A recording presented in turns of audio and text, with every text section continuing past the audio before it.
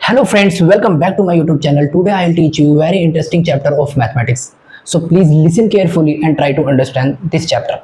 If you like this video, please subscribe my channel, tap bell icon for informative and knowledgeable notification. So let's start the video. जैसा कि आपने कई बार trigonometry chapter को अलग अलग channel पर पढ़ा होगा, आज से कई बार पहले भी आपने इस चैप्टर को पढ़ा होगा, लेकिन आज मैं इस चैप्टर को पढ़ाने वाला हूं और ट्रिगोनोमेट्री चैप्टर को मैं इस तरीके से आपके सामने रिप्रेजेंट करूंगा जिससे आपको ये बहुत ही सिंपली वे में समझ आ जाए।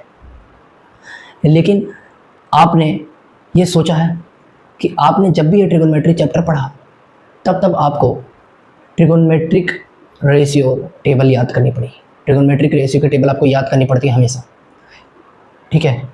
जैसे कि साइन 30 डिग्री की वैल्यू, साइन 60 डिग्री की वैल्यू, कोस 30 डिग्री की वैल्यू, टेन 45 डिग्री की वैल्यू। तो इसको आपको याद नहीं करना पड़ेगा क्योंकि मैं आपको इस तरीके से पढ़ाने वाला हूँ कि आपको उसे याद करने की जरूरत ही नहीं है। वो आपके माइंड में ऐसे सेट हो जाएगा मेरे भाई कि आप उसे किसी भी जगह अप्लाई कर पाएंगे। और ये जो ट्रिगोनोमेट्री की सीरीज़ चलने वाली है, इस सीरीज़ के लास्ट में मैं आपको कुछ रियल लाइफ प्रॉब्लम को लेकर आऊँगा। रियल लाइफ प्रॉब्लम्स के क्वेश्चंस जो होते हैं उनको लेकर आऊँगा और आपको समझाने की कोशिश करूँगा कि आप किस तरीके से इसे रियल लाइफ में अप्लाई कर सकते हैं। तो आइए इस वीडियो को स्टार्ट करते हैं और चैप्टर पढ़ाना शुरू करते हैं। तो चलिए टॉपिक पे चलते हैं।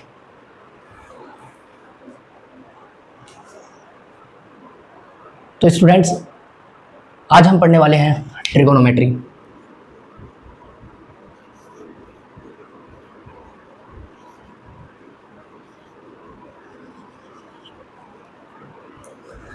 ट्रिगोनोमेट्री नाम से ही हमें पता चलता है यह 3 शब्दों से लिया गया है, ट्री, गोनो एंड मेट्री। मेट्री का मतलब मेजरमेंट होता है, गोनो का मतलब साइड्स होती हैं, ठीक है, और ट्री से हमारा जो टी आ रहा है ट्रेंगल, ठीक है। तो ट्रेंगल्स की साइड्स और ट्रेंगल्स के एंगल का मेजरमेंट ही ट्रिगोनोमेट्री चैप्टर में होता है। और हम इस चैप्टर में हमेशा एक ही ट्रायंगल का यूज़ करते हैं, राइट एंगल ट्रायंगल। ये जो राइट एंगल ट्रायंगल होता है, पूरा ट्रिगोनोमेट्री चैप्टर इसी पर बेस्ड होता है। जब भी हम ट्रायंगल इसमें क्वेश्चन करेंगे, मतलब ट्रायंगल्स वाले, तो हमेशा राइट एंगल ट्रायंगल ही यूज़ करेंगे क्योंकि राइट एंगल ट्रायंगल के ही ट्रायंगल्स के उसके एंगल, उसकी साइड्स, उसके मेजरमेंट करना ही हमें इसमें ट्रिगोनोमेट्री में करना होता है। तो मेरे भाई, मेरे बच्चों, इस चीज़ को करने के लिए हम आपको पढ़ाने वाले हैं ट्रिगोनोमेट्री। तो इसको समझिएगा और अच्छे से समझने की कोशिश कीजिएगा क्योंकि आपने आज से पहले कई चैनल पर इसे पढ़ा होगा, लेकिन अब एक बार इस चैनल पर पढ़ के देखिए। मैं आपको इसकी जो रेशियो की टेबल्स हैं इस तरीके से याद कराऊंगा कि आपको वो जाके याद ही नहीं करनी पड़ेगी, ना उसमें ज़्यादा दिमाग लगाना पड़ेगा और बोर्ड के एग्ज़ाम में आप बहुत जल्दी से कर पाएंगे। तो आइए देख लेते हैं। तो मैं आपको बता चुका हूँ कि ट्रिगोनोमेट्री में क्या क्या चीज़ें होती। अब हम आगे बढ़ते हैं।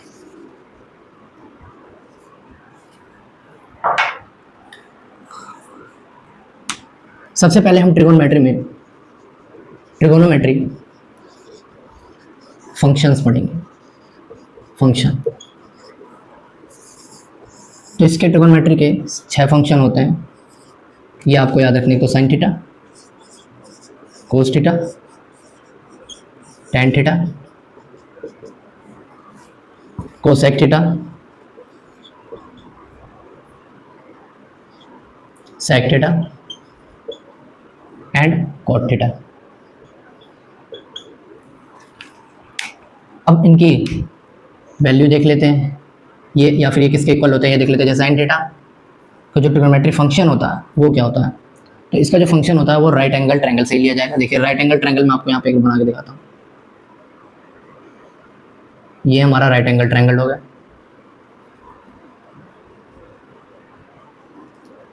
यहाँ पे 90 डिग्री का एंगल बनेगा, ठीक है। तो आपको इसमें एक चीज़ याद रखनी है, यहाँ पे थीटा आएगा। थीटा मतलब कोई भी एंगल कितने भी डिग्री का हो सकता है यहाँ पर थीटा की जगह पर, ठीक है। थीटा मतलब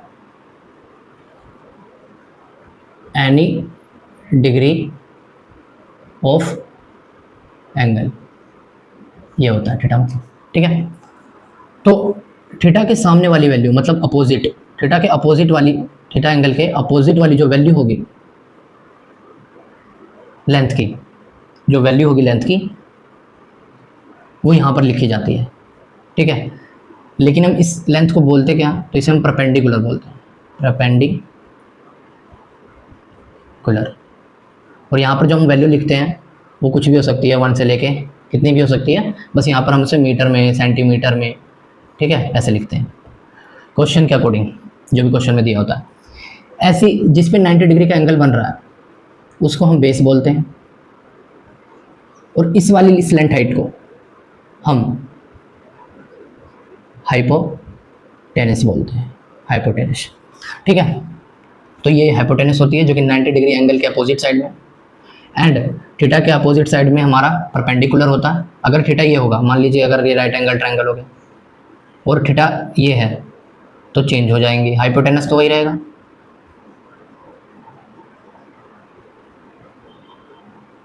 ठीक है। थीटा के अपोजिट वाली वैल्यू जो होगी, थीटा के अपोजिट वाली वैल्यू जो होगी वो परपेंडिकुलर की वैल्यू होगी, ठीक है। तो ये परपेंडिकुलर बन जाएगा। यहाँ तक कि ऊपर वाले डायग्राम में आप देख रहे हो ये बेस है, लेकिन यहाँ पे परपेंडिकुलर बन गया। क्यों बन गया? ये इसलिए बन गया क्योंकि थीटा अब यहाँ पर रेफर करा जा रहा है, यहाँ पर पहले थीटा यहाँ रेफर किया गया था, तो यहाँ परपेंडिकुलर, ठीक है। और इसको बेस बोलेंगे। तो इस तरीके से अगर थीटा यहाँ पर है तो बेस ये है, परपेंडिकुलर ये है, अगर थीटा यहाँ पर है तो बेस ये है, परपेंडिकुलर ये है, ठीक है। तो ये आपको अच्छे से समझ आ गया होगा। अब यहीं से हम यहाँ पर इनकी फंक्शंस लिखते हैं। तो साइन थीटा का जो फंक्शन होता है वो आपको याद रखना है, परपेंडिकुलर अपॉन में हाइपोटेनस। मैं परपेंडिकुलर को p लिखूंगा और हाइपोटेनस को h और b को बेस लिखूंगा यहाँ पर हाफ फॉर्म में, तो यहाँ पे परपेंडिकुलर अपॉन में हाइपोटेनस। ऐसी कोस थीटा का जो फंक्शन होता है वो होता है बेस अपॉन में हाइपोटेनस, और टेन थीटा का जो भी फंक्शन होता है वो होता है हमारा परपेंडिकुलर अपॉन में बेस, ठीक है। इन फंक्शन को कैसे अप्लाई करना है क्वेश्चन में, मैं वो आपको क्वेश्चन करके दिखाऊंगा, वहाँ पे आपको समझ आ जाएगा। लेकिन यहाँ पर आप यही सीखिए कि किस तरीके से हम इसके फंक्शन को यहाँ पर लिख रहे हैं, ठीक है। अब यहाँ पर आ जाते हैं कोसेक थीटा। एक काम करता हूँ, इधर जगह नहीं है ना, तो मैं इनकी वैल्यू इधर लिख देता हूँ, ठीक है। तो देखिए कोसेक थीटा की जब हम वैल्यू यहाँ पर लिखेंगे यहाँ पर, तो आपको एक चीज़ बता दूँ, जो साइन थीटा होता है वो कोसेक थीटा का इन्वर्सली है, या फिर आप ऐसे कह सकते हैं कि sine cosec theta sine theta का इन्वर्सली होता है, ठीक है। हम इसे इन्वर्सली प्रोपोर्शन में लिखते हैं। जैसे साइन थीटा की वैल्यू हम 1 अपॉन कोसेक थीटा लिख सकते हैं, क्योंकि ये इसके इन्वर्सली प्रोपोर्शन होता है, ठीक है। इसी तरीके से हम यहाँ पर जब इसका फंक्शन लिखेंगे तो इसको इन्वर्सली लिख देंगे, ठीक है। जैसे p अपॉन में h था तो h अपॉन में p हो जाएगा, हाइपोटेनस अपॉन में परपेंडिकुलर हो जाएगा। ऐसे कोस थीटा का ये इन्वर्सली प्रोपोर्शन होता है सेक थीटा, तो इसकी भी फंक्शन उल्टी हो जाएंगी, हाइपोटेनस अपॉन में बेस हो जाएगा, ठीक है। इसी तरीके से इसको भी अपोजिट कर देंगे, बेस अपॉन में परपेंडिकुलर हो जाएगा। अब आपको इसको याद रखने की जरूरत नहीं है, देखो कैसे याद करोगे, बहुत ही अच्छे तरीके से बताने की कोशिश करूँगा। यहाँ पे तो आपको समझ ही आ गया, साइन थीटा की वैल्यू परपेंडिकुलर अपॉन में हाइपोटेनस, कोस थीटा की वैल्यू बेस अपॉन में हाइपोटेनस, टेन थीटा की वैल्यू परपेंडिकुलर अपॉन में बेस। अब एक चीज़ और आपको बता देता हूँ, जो आपके बोर्ड एग्जाम होगा उसमें ऐसा भी लिख के दे सकता है कि कोसाइन थीटा की वैल्यू बताएं। तो कोसाइन जब भी लिखा है तो आपको वहां पर घबराना नहीं है, ठीक है, कंफ्यूज नहीं होना है। क्यों? क्योंकि कोसाइन का मतलब कोस है, तो वो कोस ना लिखकर आपको कोसाइन भी लिखकर दे सकता है बोर्ड के एग्जामिनेशन में। तो आपको यहाँ पर कंफ्यूज नहीं होना है, ठीक है, क्योंकि मैं आपको बता के चल रहा हूँ। आपने अभी तक जब भी पढ़ा हुआ कोस थीटा पढ़ के जाते हैं, क्योंकि अधिकतर बच्चे sign theta cos theta tan theta पढ़ के जाते हैं, लेकिन जब बोर्ड एग्जामिनेशन में बैठते हैं और वहां पर कोसाइन थीटा लिखा मिल जाता है तो सोचेंगे यार कोसाइन थीटा तो हमने पढ़ा नहीं, अब ऐसे सोचेंगे आप। लेकिन कोसाइन थीटा कोस को ही बोला जाता है, ये इसकी हाफ फॉर्म लिखी हुई है यहाँ पर, ठीक है। ऐसे टेन थीटा को टेंजेंट बोला जाता है, ठीक है, टेंजेंट। और इस साइन को यहाँ पे ई आता है, इसको भी हाफ ही लिखा गया, जैसे साइन थीटा वो पूरा ई लिखते हैं साइन, ठीक है। तो इस तरीके से इन्हें लिखा जाता है। तो ये आप घबराना नहीं, अगर टेंजेंट लिखा है तो टेन है, कोसाइन लिखा है तो कोस की बात कर रहा है, और साइन लिखा है तो मतलब साइन थीटा की बात कर रहा है। तो ये फंक्शन वहाँ पर यही भी अप्लाई होंगे, वही अप्लाई होंगे, जो तो कोस में हो रहे वही कोसाइन में होंगे, जो टेन में हो रहे वही टेंजेंट में होंगे, और जो साइन में हो रहे वही साइन थीटा में होंगे, ठीक है। तो इस तरीके से हम इसको समझ चुके हैं। अब यहाँ पर मैं आपको बता देता हूँ कि आपको बस ये वाला याद करना है। मैं आपको बताता हूँ कैसे याद करोगे।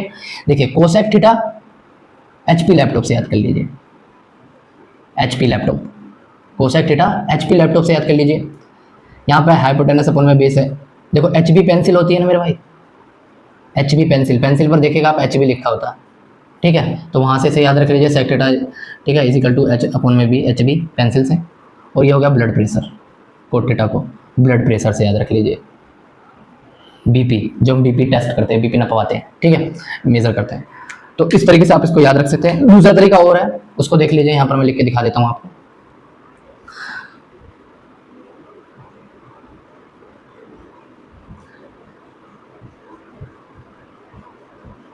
ठीक है, इसको यहाँ पर देख लीजिए PBPHHB, इसको ऐसे करते हैं, प्यारे बेटा पप्पू हर हरे बोल, ठीक है, आप ऐसे भी याद रख सकते हैं। या फिर आप अगर ऐसे याद रखना चाहते हो, पाकिस्तान भूखा प्यासा, हिंदुस्तान हरा भरा, आप ऐसे भी याद रख सकते हैं, ठीक है। यहाँ पर इससे क्या होगा, इससे देखिए आपको यहाँ से साइन थीटा की वैल्यू निकल के आ जाएगी, यहाँ से आपकी कोस थीटा की वैल्यू निकल के आ जाएगी, जिसे हम कोसाइन भी बोलते हैं, और यहाँ से टेन थीटा की वैल्यू निकल के आ जाएगी, मतलब टेंजेंट की वैल्यू निकल कर आ जाएगी, ठीक है।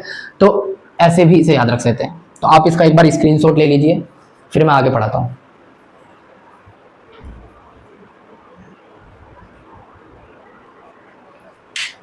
ठीक है, तो आपने स्क्रीनशॉट ले लिया होगा, अब हम आगे पढ़ते हैं।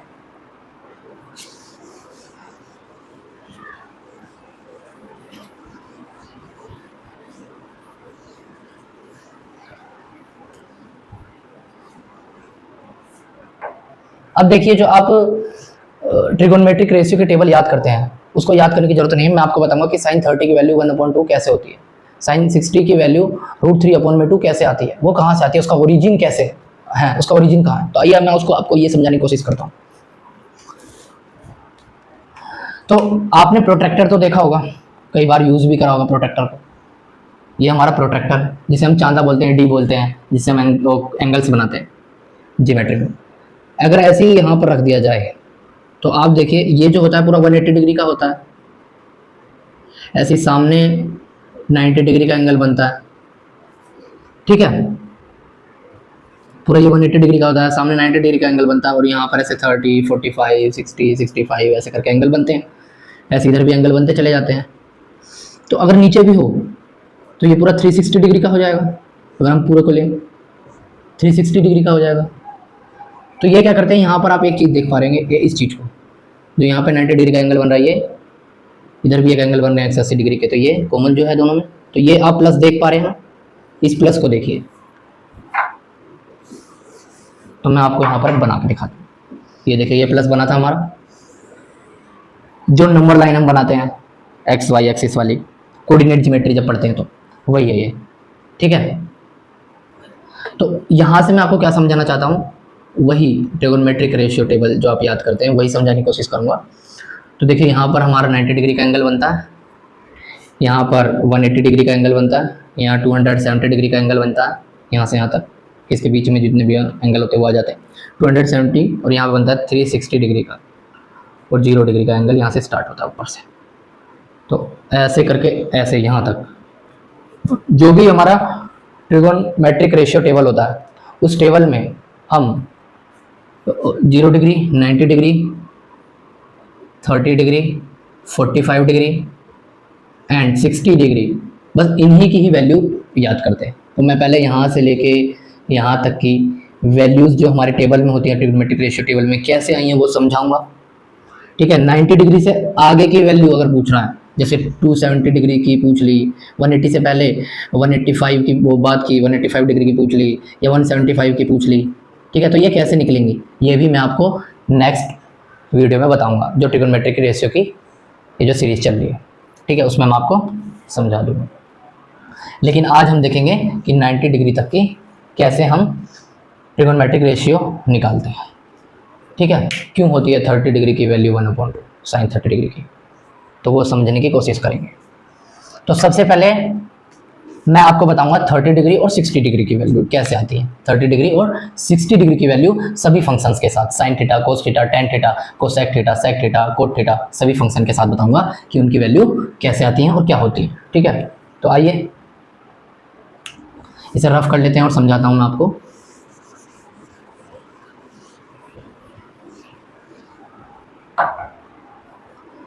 30 डिग्री एंड 60 डिग्री की। और एक चीज़ मैं आपको बता देता हूँ कि ये करने के बाद ना, जब मैं आपको बता दूंगा इसका ओरिजिन कहाँ से है, तो आपको बिल्कुल भी याद करने की जरूरत ही नहीं पड़ेगी ट्रिगोनोमेट्रिक रेशियो टेबल को। ऐसा इसलिए क्योंकि आपके दिमाग में एकदम अच्छे से बैठ जाएगी, मैं इस तरीके से रिप्रेजेंट करूंगा आपके सामने।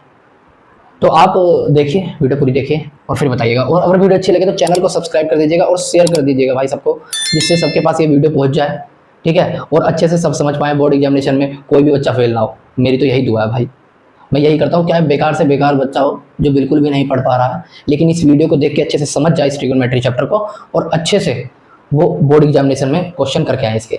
और बाकी भी चैप्टर्स के मैं क्वेश्चन लेकर आऊँगा और टॉपिक भी समझाऊंगा इसी तरीके से, तो प्लीज़ इसे शेयर करें। आइए पढ़ते हैं।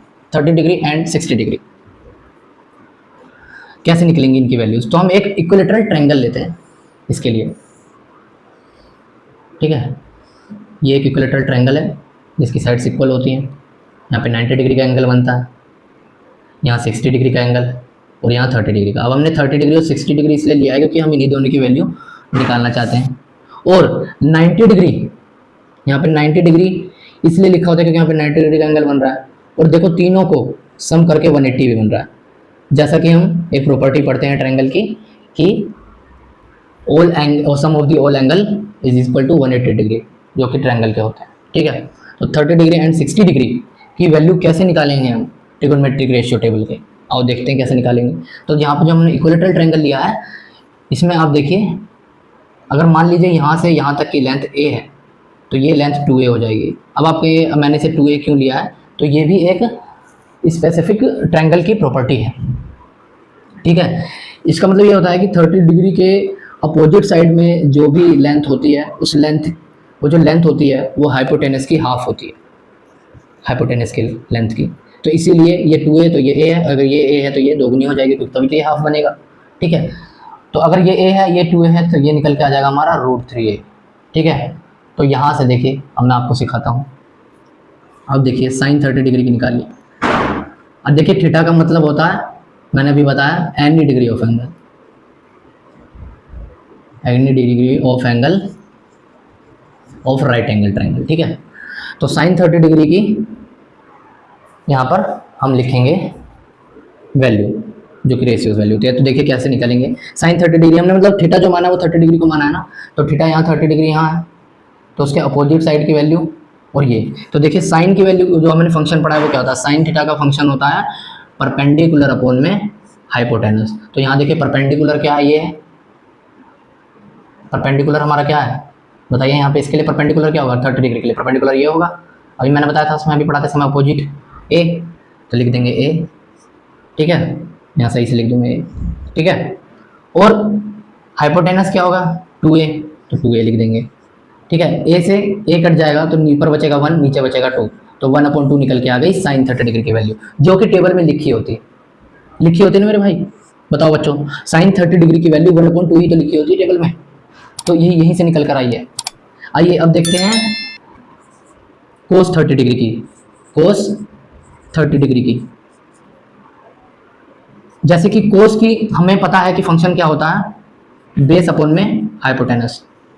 अच्छा बच्चों, एक बात कहना चाहता हूँ आपको, अगर वीडियो में कुछ वैसी बाहर की आवाज़ आ रही हो तो प्लीज़ कॉम्प्रोमाइज़ कर लीजिएगा, क्योंकि अभी दिवाली आने ही वाली है, इसीलिए बच्चे पटाखे फोड़ रहे हैं बाहर, तो उसकी साउंड भी आ सकता है, ठीक है। तो उसे कॉम्प्रोमाइज़ कर लीजिएगा, बट इस पर अच्छे से फोकस कीजिएगा, ठीक है। तो कोस फंक्शन की वैल्यू हमने पढ़ी बेस अपॉन में हाइपोटेनस, तो कोस 30 डिग्री की वैल्यू बेस अपॉन में हाइपोटेनस है, ठीक है। तो देखिए बेस कोस 30 डिग्री के लिए बेस क्या है, √3a, और हाइपोटेनस तो 2a है। a से a कट जाएगा, बचेगा क्या, √3 अपॉन में 2। इसीलिए कोस 30 डिग्री की वैल्यू होती है √3 अपॉन में 2। आप देख सकते हैं कि कोस 30 डिग्री की वैल्यू √3 अपॉन में 2 होती है कि नहीं होती, टेबल में देख लीजिएगा आप। अब आते हैं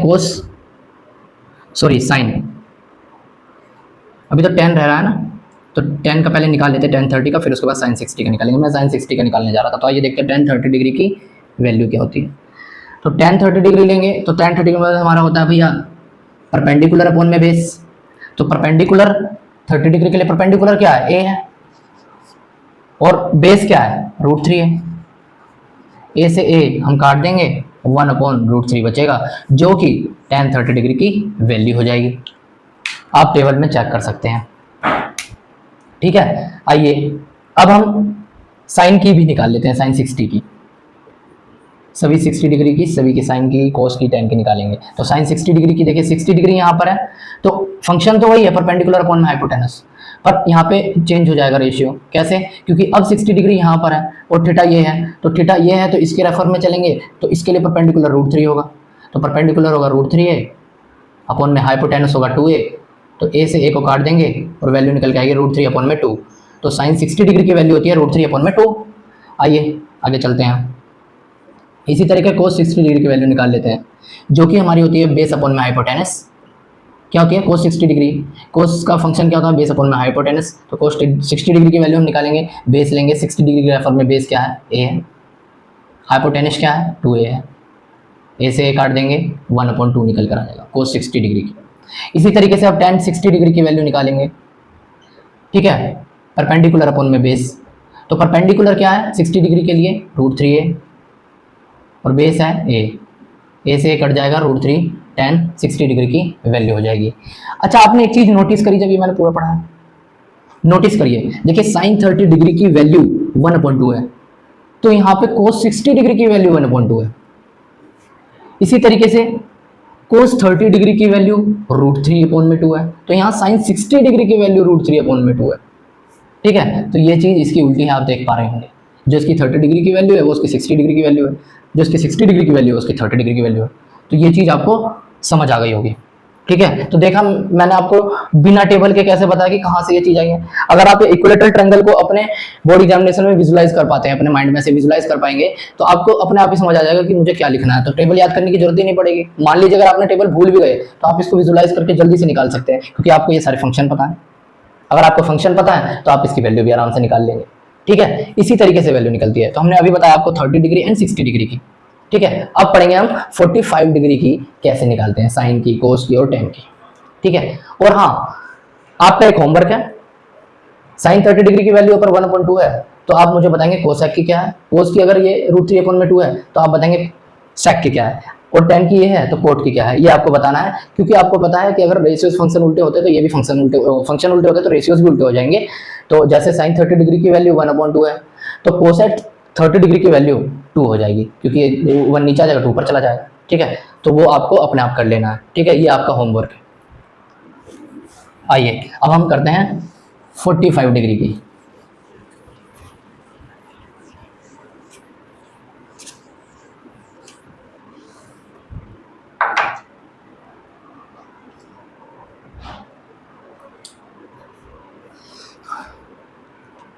तो अब हम देखेंगे 45 डिग्री की ट्रिगोनोमेट्रिक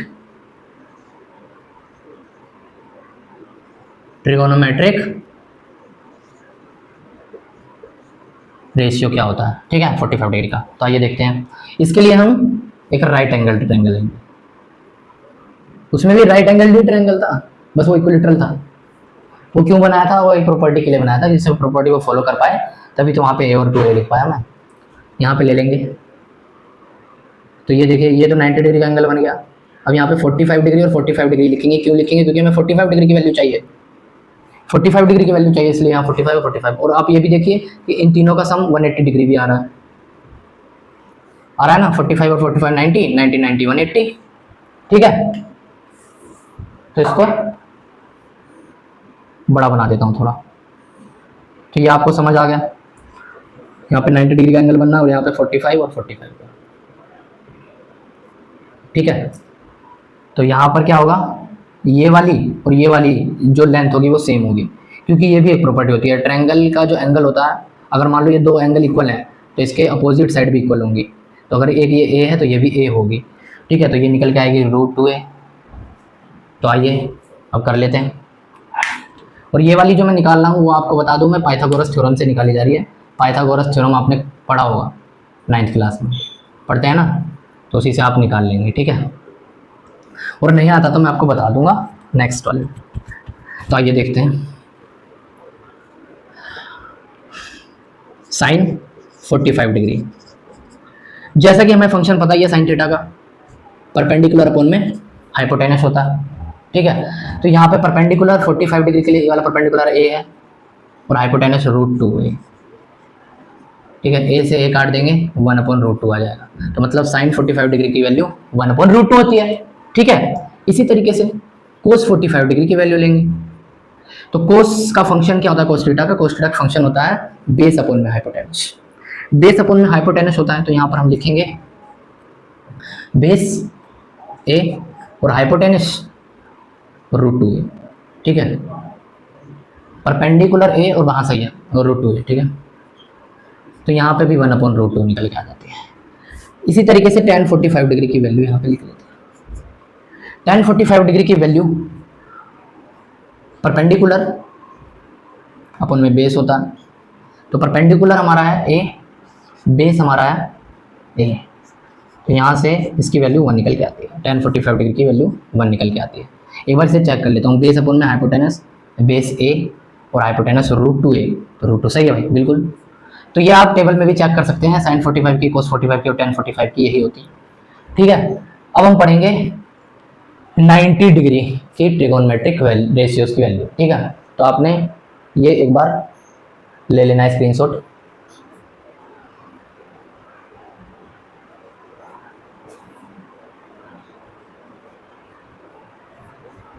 चलिए आपने स्क्रीनशॉट ले लिया होगा। अब जो 90 डिग्री की हम पढ़ने जा रहे हैं ना, वो आपको अच्छे से समझनी होगी क्योंकि वो इतनी आसान नहीं है, ठीक है। तो उसको आप अच्छे से देख के समझने की कोशिश कीजिएगा, तभी आपको पता चलेगा कि कैसे मैंने किया है। तो ये 90 डिग्री की अब हम पढ़ेंगे ट्रिगोनोमेट्रिक वैल्यू, 90 डिग्री की ट्रिगोनोमेट्रिक वैल्यू रेशियो की, आइए पढ़ते हैं, ठीक है, कैसे निकलती है। तो 90 डिग्री का मतलब क्या है, थीटा इजिकल टू 90 डिग्री होना चाहिए।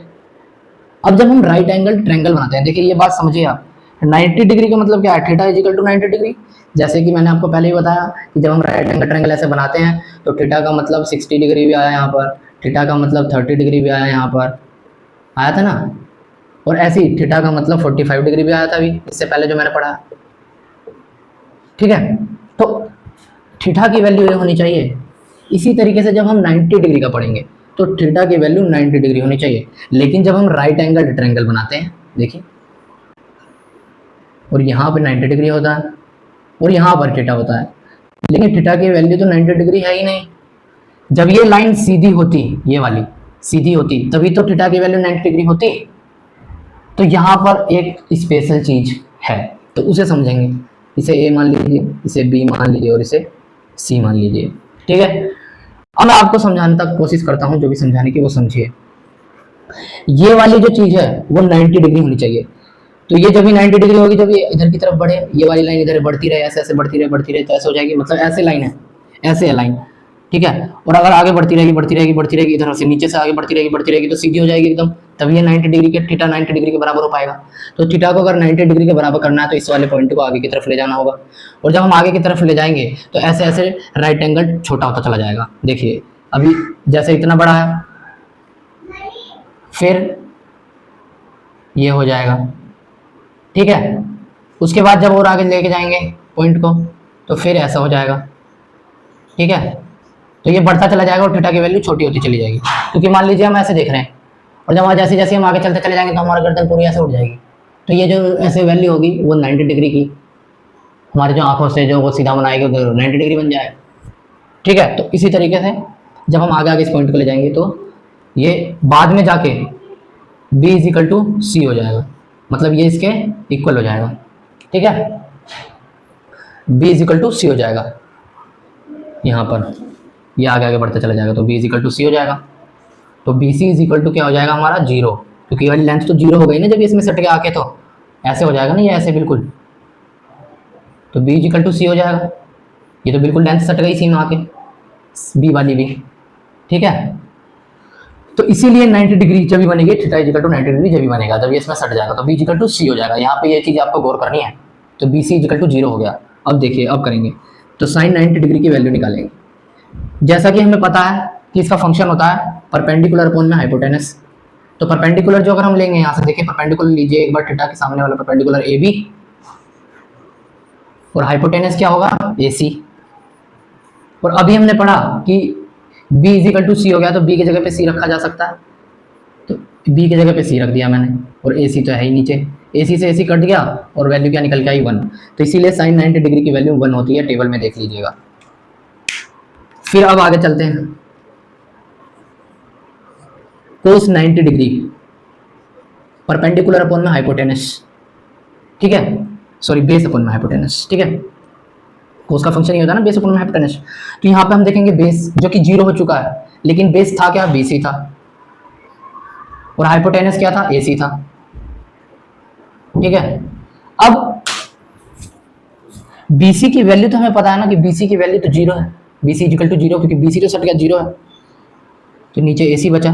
अब अगर ऊपर वाली वैल्यू 0 हुई तो आंसर तो 0 ही आना है, ठीक है। तो cos 90 डिग्री की वैल्यू 0 होती है। अब आते हैं tan 90 डिग्री पर, ठीक है। tan 90 डिग्री होता है परपेंडिकुलर अपॉन में बेस, तो इसीलिए परपेंडिकुलर अपॉन में बेस होता है, तो इसीलिए देखिए परपेंडिकुलर हमारा जो है क्या है, ये AB, और बेस हमारा क्या है, BC। BC अभी हमने पढ़ा कि 0 होता है, तो BC की जगह पे 0 और AB ऊपर, और अगर नीचे 0 हो जाता है तो वो नॉट डिफाइंड वैल्यू हो जाती है। इसीलिए टेबल में tan 90 डिग्री की वैल्यू नॉट डिफाइंड लिखी होती है, ये भी आप जाके देखिएगा, आपको पता चल जाएगा, ठीक है। और आपको सभी की कोसेक, सेक और कोट की वैल्यू निकालनी है इसी तरीके से, ये आपका होमवर्क है।